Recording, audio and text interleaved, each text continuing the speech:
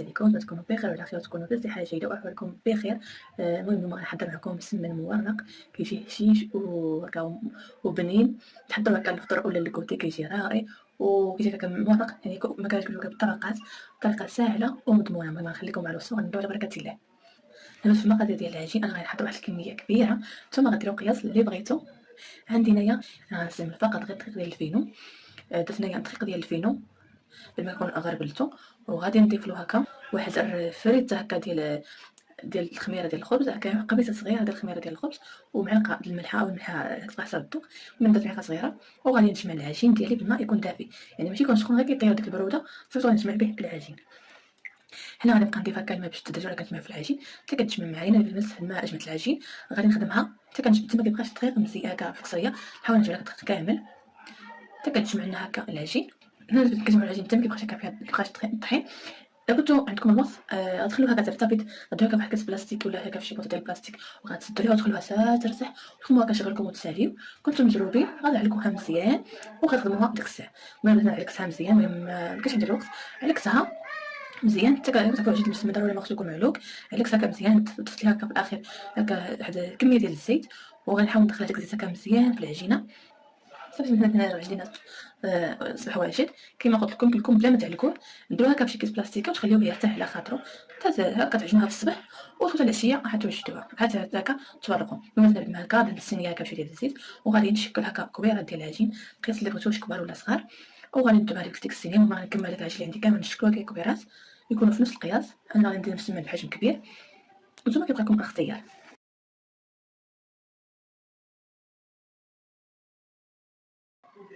هنا بعد ما شكلت العجين كامل كما هاتو نسوقها هكا في صينيات، وغادي نغطيهم هكا بواحد الكاس بلاستيكي وغادي نخليهم يرتاحوا بواحد 5 دقائق. لما هكا كترتاح هكا العجين باش ملي نكونوا كنسرحوا فيه متبقاش تقطع لنا. ملي كنرتاح حتى 5 دقائق صافي غادي نبدا نورق بالعجين ديالي. هنا استعملت الزبده، خليط ما بين الزبده والزيت، ذوبت الزبده وضفت ليها الزيت، وعندي فاش دخلت الفينو باش نورقوا هذا العجين ديالنا. كنستعملوا الفينو ولا ديروا سميده رقيقه. هنا غادي نبدا كنورق بالعجين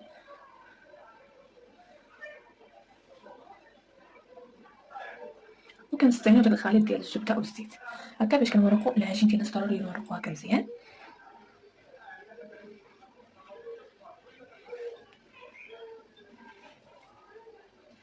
لما نورق العجين نرشها بالزبده والزيت، وغادي نرش داك الدقيق ديال الفينو ولا السميده. المهم درت وحده الحاجه، المهم درتو سميده ودرتو دقيق ديال الفينو، وغادي نبدا نتني هكا العجين كيف ما نتني عاود ندهن هكا بشويه ديال الزبده ونرش هكا شويه ديال الدقيق ونعاود نتني الطرف الاخر. نعاود نحاول نبدا داك العجين ونعاود ندهن هكا بشويه ديال الزبده ونرش شويه ديال الدقيق ونتني هكا على شكل رغيفه ولا مسمنه هكا مربعه ونضعها بالجانب.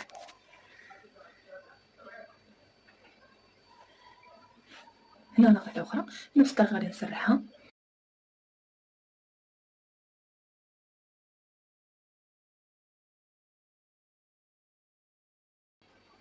هنا في مسحت العجين كنرش هكا بشويه ديال الزبده والدقيق، وغادي نبدا ديك المسمنه الاولى غنديرها هكا في الوسط وندهنها هكا بشويه ديال الزبده وغادي نثني عليها العجين.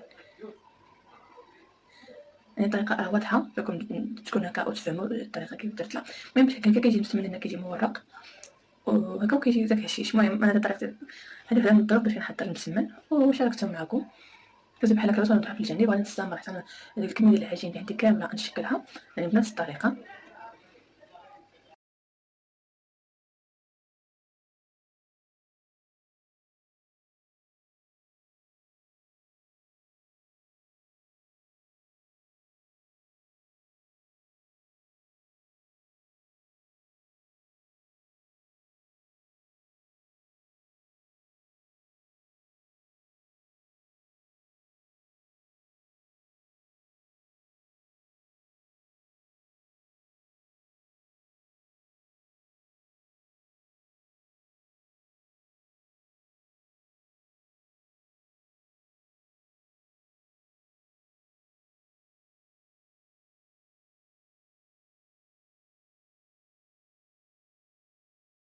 هنا البنات غادي نبداو نطيبو هكا في المسمن تاعنا.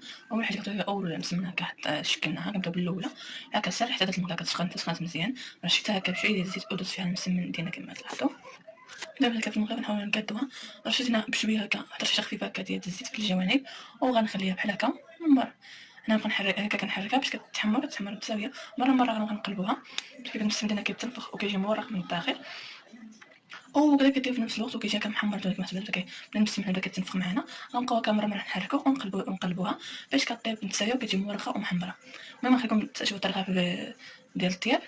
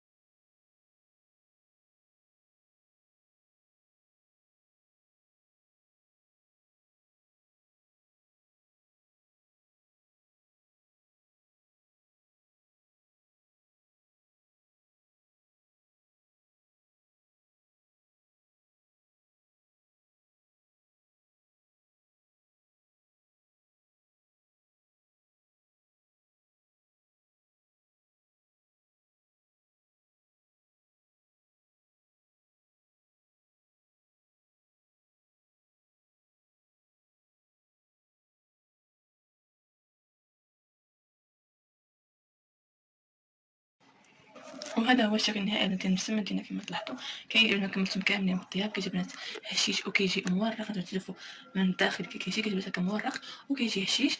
تكونوا تجربوا الوصفه هكذا تعجبكم، كتحضروها للكوتي ولا الفطور ديال الصباح. معناتها كتبات كميه كثيره ونحتفظ بها هكا عندي في الثلاجه، وقت كنبغي كنجيب لك كنسخنو. المهم باش كيجي مورق وكيجي هشيش. تكونوا تجربوا هكذا تعجبكم الوصفه، وطريقه التحضير كما بسيطه وسهله، وكيجي داك واحد كتجي ناجحه ومضمونه.